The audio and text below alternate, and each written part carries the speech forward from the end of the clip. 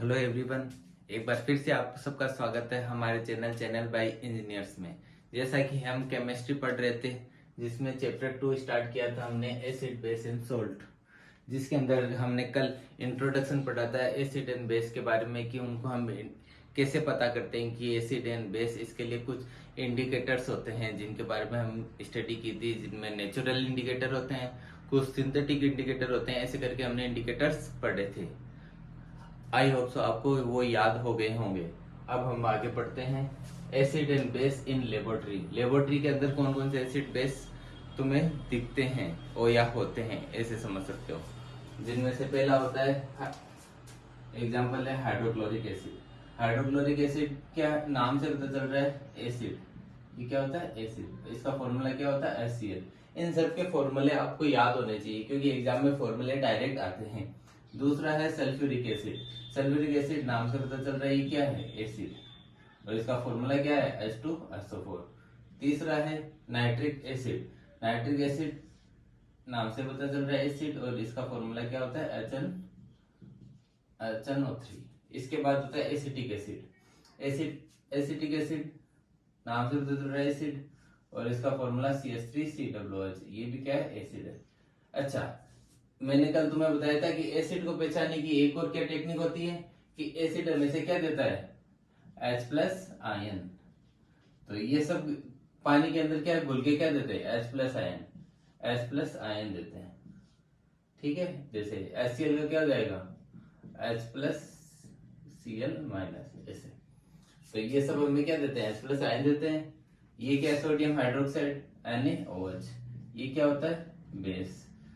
Potassium hydroxide भी क्या होता है, बेस। मैग्नीशियम हाइड्रोक्साइड भी बेस होता है, अमोनियम हाइड्रोक्साइड भी बेस होता है। फॉर्मूला क्या होता है पोटेशियम हाइड्रोक्साइड का, KOH।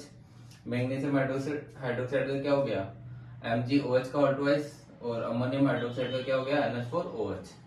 अब ये सब क्या, बेस का हमने क्या पढ़ा था कि बेस हमें क्या देता है, OH- आयन। तो ये सब हमें क्या देते हैं, OH- आयन। कैसे, जैसे NaOH है तो टूट के क्या बन जाएगा, Na+OH-। तो ये हमें क्या दे रहा है, OH- आयन देता है। आगे समझ में ये सब। तो ये सब एक्टिविटी 2.1 में कुछ एग्जाम्पल थे जिनको आपके इनके फॉर्मूले वगैरह भी पता होने चाहिए, और कौन सा एसिड है कौन सा बेस है ये भी। इसके बाद हम पढ़ते हैं आगे। There are some substance whose order change in acidic and basic medium। जब ऐसा कोई सब्सटेंस जो क्या हो जाता है, ऑर्डर चेंज कर देता है, जब एसिडिक मीडियम और बेसिक, मतलब जिसको हम एसिड में डालेंगे तो अलग स्मेल आएगी, और जिसको हम बेस में डालेंगे तो अलग स्मेल आएगी। ऐसे इंडिकेटर्स को क्या बोलते हैं, ऑल्फैक्टरी इंडिकेटर्स। ये वर्ड भी याद रखना, पूछ सकते हैं कि ऑल्फैक्टरी इंडिकेटर्स क्या होते हैं। ऑल्फैक्टरी इंडिकेटर क्या होते हैं, जो कि चेंज करते हैं स्मेल, ऑर्डर स्मेल आती है, एसिड में अलग स्मेल आती है और बेस में अलग स्मेल आती है। आई थिंक आपको समझ में आ गया होगा। ऑल फैक्टरी इंडिकेटर्स क्या होते हैं, ऐसे इंडिकेटर्स जो एसिड में अलग स्मेल देते हैं और बेस में अलग स्मेल देते हैं, उनको हम क्या बोलते हैं, ऑल फैक्टरी इंडिकेटर्स। इसके बाद हम अगला अपने पास पॉइंट है, how do acid and base react with metals.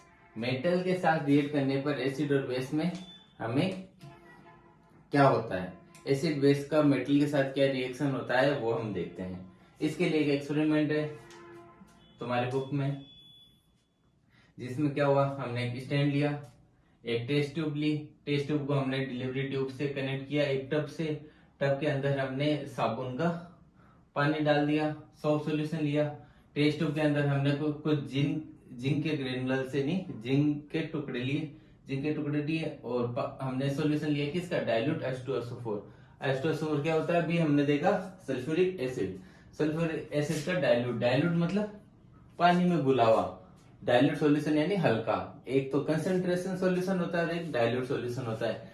तो हम कौन सा लेंगे, डाइल्यूट सॉल्यूशन। डाइल्यूट किसका लेंगे, H2SO4 का। ठीक है, हम जैसे जिंक के अंदर डाइल्यूट H2SO4 का मिक्सर लेते हैं तो क्या होता है, इसमें से बुलबुले निकलने स्टार्ट होते हैं। जो बुलबुले होते हैं वो किसके होते हैं, हाइड्रोजन गैस के बुलबुले होते हैं। वो बुलबुले यहाँ से जाते हैं और इस ट्यूब के थ्रू सोप वाटर में घुलते हैं। सोप वाटर में घुलने से वो बड़े बड़े बबल्स बनाए होंगे बचपन में, साबुन के बुलबुले, वैसे बड़े बड़े बबल्स बनने लगते हैं। जब हम बबल्स के पास में कैंडल लेके जाते हैं तो उसमें से एक पॉप साउंड आता है, मतलब फट जाता है बबल, और एक कैसा साउंड मिलता है हमको, पॉप साउंड। पॉप यानी पटाखा, पट पट ऐसे। तो ये हमें साउंड मिल रहा है कब, जब हम कैंडल पास में लेके जाते हैं। तो ये पॉप साउंड क्या इंडिकेट करता है कि जो बुलबुले हैं वो किसके, हाइड्रोजन गैस के। तो हाइड्रोजन गैस कहाँ से निकलती है, यहाँ से निकल के हाइड्रोजन गैस यहाँ पे पहुंची। अब हम रिएक्शन देखते हैं हाइड्रोजन गैस कैसे निकली।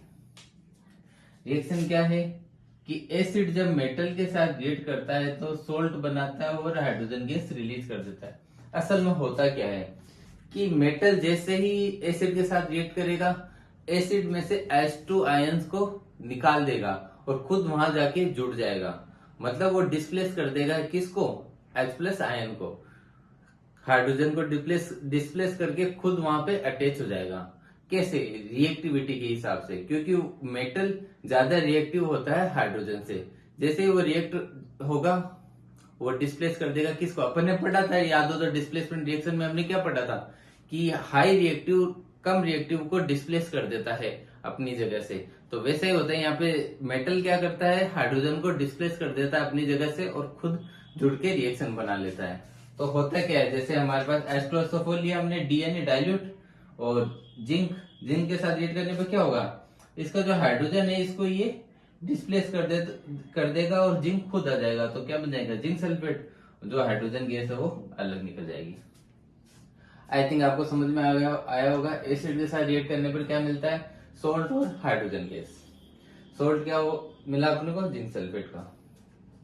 सिमिलरली बेस में भी ऐसे ही होता है। बेस के अंदर क्या होगा, बेस को मेटल के साथ रिएक्ट कराएंगे तो हमें क्या मिलता है, सोल्ट और हाइड्रोजन गैस, सिमिलर प्रोडक्ट। अब बेस के एक रिएक्शन है, ये आप होमवर्क में करके लाना, बताना कि इसका आंसर क्या होगा। हमने एक बेस लिया क्या, NaOH, अभी पढ़ा हमने NaOH क्या है, बेस है, और क्या नाम है इसका फुल फॉर्म, सोडियम हाइड्रोक्साइड। और दूसरा हमने मेटल लिया जिंक, यहाँ पे भी हमने जिंक को लिया। तो डिस्प्लेस करने पे क्या होता है ये आप कमेंट बॉक्स में बताओगे। बाकी बताना है आपको कि वीडियो कैसा लगा, आपको समझ में आया नहीं आया, इसके अलावा कोई और डाउट है तो वो भी आप बताना। आज के टॉपिक में बस इतना ही। धन्यवाद, मिलते हैं अगले वीडियो में अगले टॉपिक के साथ।